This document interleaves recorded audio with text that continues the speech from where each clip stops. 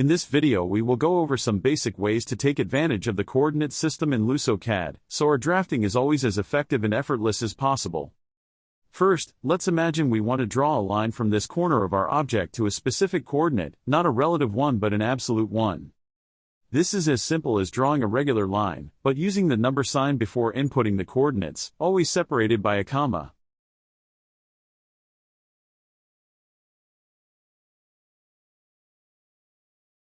To check if our line was properly drawn, we use another very useful command, the ID command. Simply input ID and click the end of our line. As we can see, our line ends exactly at 10 by 10.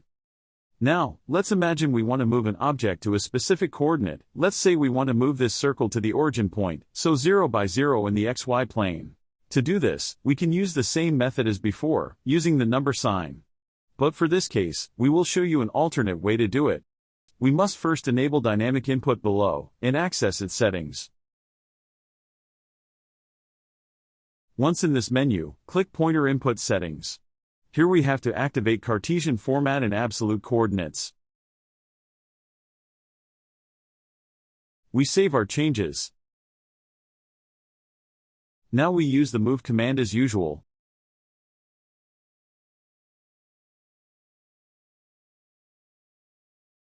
And input 0, 0. And let's check now if the object was correctly moved.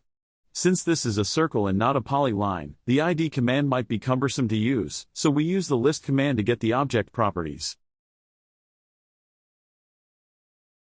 And here we can clearly see that the circle center point is 0 by 0.